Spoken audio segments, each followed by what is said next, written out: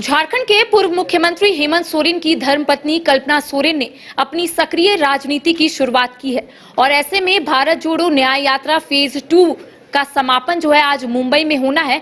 और ऐसे में कहा जा रहा है कि कल्पना सोरेन थोड़ी ही देर के बाद मुंबई के लिए रवाना होगी। आप लोगों को जानकारी होगी कि जब न्याय यात्रा रांची से गुजर रही थी उस वक्त राहुल गांधी कल्पना सोरेन से मुलाकात करने के लिए सीएम हाउस भी पहुंचे थे।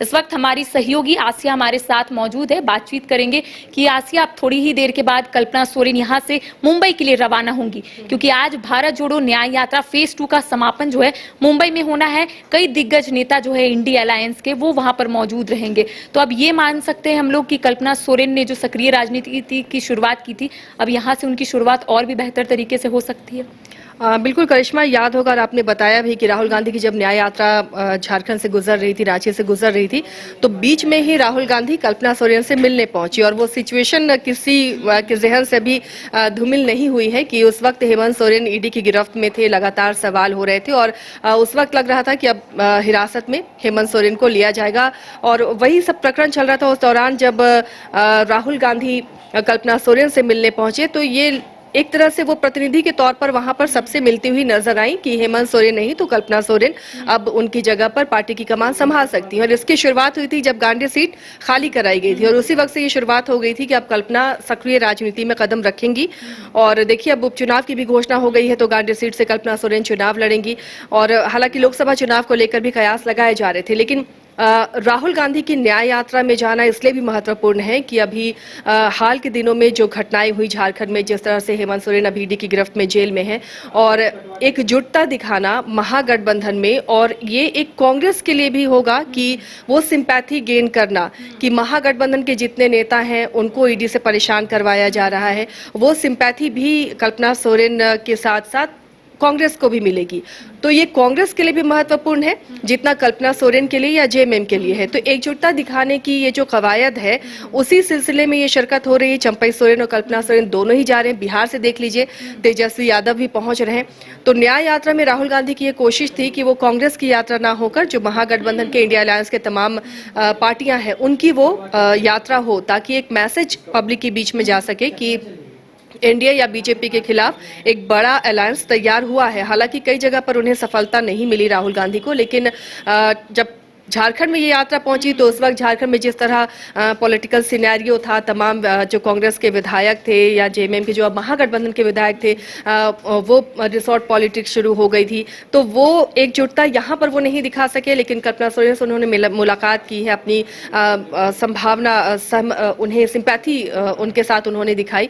और अब कल्पना सोरेन जब इस न्याय यात्रा में शामिल हो रही है तो सीधा सीधा ये दिख रहा है कि एकजुटता दिखाने की कोशिश है लोकसभा चुनाव को देखते हुए, ताकि कि जो यहाँ के 14 सीट हैं, 2 सीटें जो महागठबंधन के खाते में थी अब एक रह गई है। उन 13 सीटों में एक तो उनकी अपनी सीट है जिस पर उन्हें बहुत भरोसा है कि राजमहल उनके खाते में फिर से आएगी, और बाकी सीटों पर किस तरह से एकजुटता दिखाई जाए और उसकी ये कवायद है कि न्याय यात्रा में वो शामिल हो और वो संदेश मुंबई से झारखंड पहुंचे।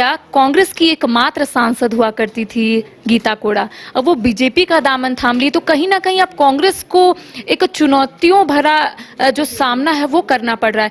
तो क्या वहां जाकर इन तमाम चीजों को लेकर चर्चाएं भी हो सकती है? क्या कुछ ये खबर है कि समापन समारोह के अलावा वहां पर कुछ चर्चाएं होंगी, कोई बैठक होंगी, कोई ऐसा जानकारी मिली है? बिल्कुल, इससे इनकार नहीं किया जा सकता करिश्मा। हालांकि ये समापन समारोह है, बहुत बिजी होंगे तमाम बड़े नेता जो भी इसमें शिरकत कर रहे हैं, लेकिन लोकसभा चुनाव को लेकर ये खाका पर तो डिस्कशन जरूर होगा। हो सकता है कि चुनाव प्रचार किस तरीके से किया जाए, वो अटैकिंग टॉपिक क्या होना चाहिए कि सभी एकजुट होकर एक तरीके से बीजेपी पर अटैक कर सके, एकजुटता दिखा सके और किस तरह से घेर सकते हैं। क्योंकि आज के दिनों में नरेंद्र मोदी एक बड़ा चेहरा है और उन चेहरे के अपोजिट, उस चेहरे के अपोजिट महागठबंधन में फिलहाल ये उसकी विडंबना है कि कोई बड़ा चेहरा ये अभी तक प्रमोट नहीं कर पाए हैं।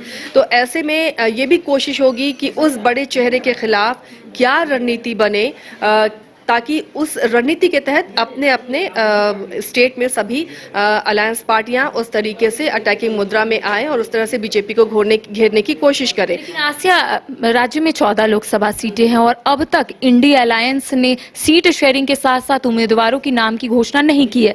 अब इनका कहना है कि खाका तैयार है, प्रारूप तैयार है, तो क्या लगता है पेच कहां फंस रहा है? क्या ये सब भी मुद्दा जो है वो राहुल गांधी के समक्ष रखा जाएगा कि अब तक हम लोगों ने उम्मीदवारों की घोषणा नहीं की है और लगातार इसको लेकर सियासत तेज हो रही है, तो क्या इन तमाम मुद्दों को लेकर भी चर्चाएं होनी है वहां?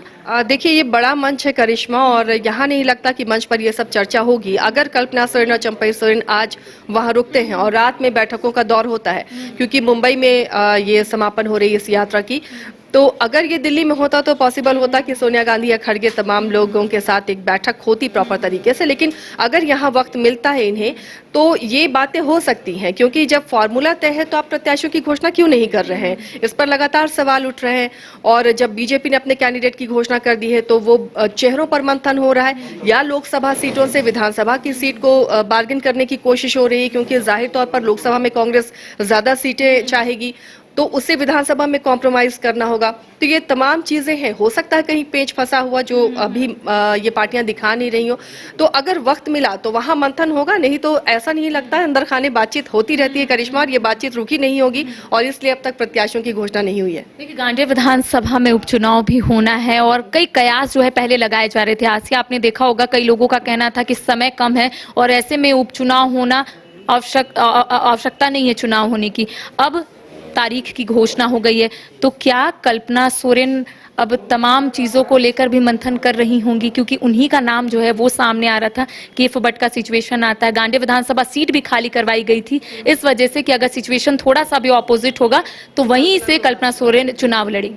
बिल्कुल करिश्मा, गांधी सीट खाली ही कराई गई थी कल्पना सोरेन के लिए, लेकिन अब चूंकि जब इन्हें लगा, जब जेएमएम लगातार ये कह रही थी कि क्यों नहीं उस सीट पर घोषणा हो रही है, तो एक तरह से लगा कि अब शायद चुनाव आयोग उसमें इलेक्शन ना कराए। लेकिन अब जब उपचुनाव की घोषणा कर दी है निर्वाचन आयोग ने, तो ऐसे में अब जेएमएम इस दुविधा में होगा कि विधानसभा या लोकसभा किसे लड़वाया जाए, क्योंकि खबरें ये भी उड़ रही थी करिश्मा, आप तक भी खबरें पहुंची थी कि शायद कल्पना सोरेन को लोकसभा में भी प्रत्याशी बनाया जा सकता है, उस चेहरे को संसद तक पहुंचाने की कोशिश की जा सकती है। लेकिन अब जब गांधी सीट में उपचुनाव की घोषणा कर दी गई, ये भी बीजेपी का मास्टर स्ट्रोक कि वहां पर अब बीजेपी किसको लेकर आएगी और क्या उसका नतीजा निकल कर आएगा, क्योंकि अब विधानसभा में जो यहाँ के सरकार को किसी तरह का खतरा है नहीं, जो आंकड़े चाहिए वो आंकड़े हैं। लेकिन अब गांधी सीट से अगर कल्पना सोरेन चुनाव लड़ती है तो लोकसभा में फिर रास्ता साफ है। लोकसभा में अब आ रहा है नाम हेमंत सोरेन का कि शायद वो दुमका से चुनाव लड़ सकते हैं। तो ऐसे में तो पार्टी तमाम चीजों को देख रही, विचार विमर्श कर रही होगी कि किन्हें अब दिल्ली भेजना है, किन्हें संसद भेजना है। बिल्कुल, ये कोशिश है करिश्मा कि एक दोनों में से एक कोई तो संसद जाए, दिल्ली जाए, ताकि अपनी बातों को वहां पर भी रख सके, और जेएमएम भी चाहेगी कि उसकी पार्टी का विस्तार हो, और ये एक अच्छा मौका है।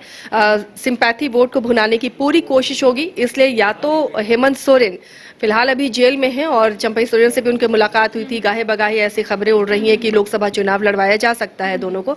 तो हो सकता है कि हेमंत सोरेन को लोकसभा के लिए प्रत्याशी बनाए पार्टी। लेकिन ये भी है कि अगर हेमंत सोरेन राज्य से बाहर निकलते हैं तो फिर राज्य की राजनीति कौन संभालेगा? क्या कल्पना उतनी सक्षम है कि वो राज्य की राजनीति को संभाल सके? क्योंकि करिश्मा, हेमंत वो चेहरा है जो महागठबंधन को यहाँ पिरो कर रख रहे हैं, एकजुट रख रहे हैं। लेकिन अगर वो लंबे समय तक जेल में होते हैं तो भले ही चंपई सोरेन सरकार को लीड कर रहे हैं, लेकिन लगता नहीं कि वो गठबंधन को एकजुट रख पाएंगे। हाल में ही देखा आपने कि कांग्रेस के मंत्रियों की नाराजगी सामने आई। इससे पहले कभी हेमंत सोरेन के वक्त ये नाराजगी सामने नहीं आई थी, कैबिनेट तक का बहिष्कार करने की बात सामने आई।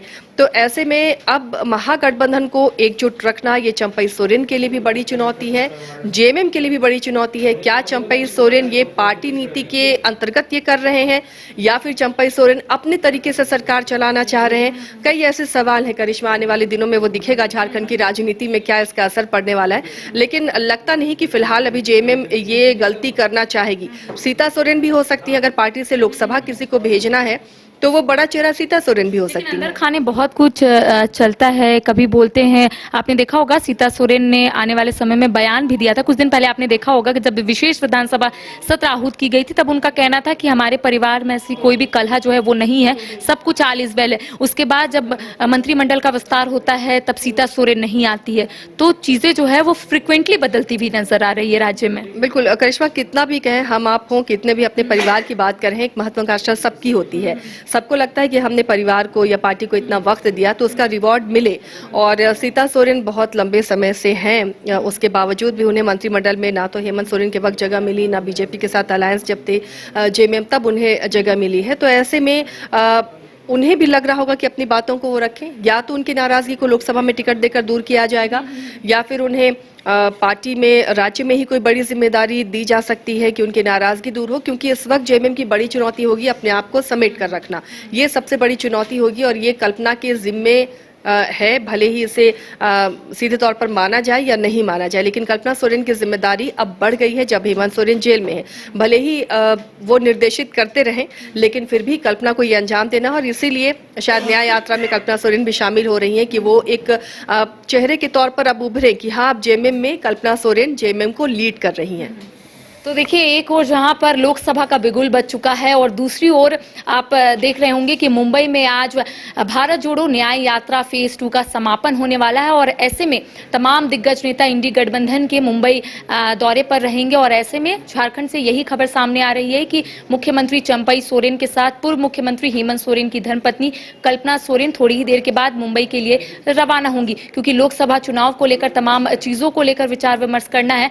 अगर वहां पर वक्त मिलता है या फिर समय मिलता है तो किस तरीके से तमाम लोग अपनी बातों को वहां पर रखेंगे, ये देखने वाली बात होगी। लेकिन अब ये कहना भी गलत नहीं होगा कि कल्पना सोरेन ने सक्रिय राजनीति में पूरे तरीके से एंट्री ले ली है। फिलहाल मुझे और सहयोगी नूतन को दे इजाजत। नमस्कार।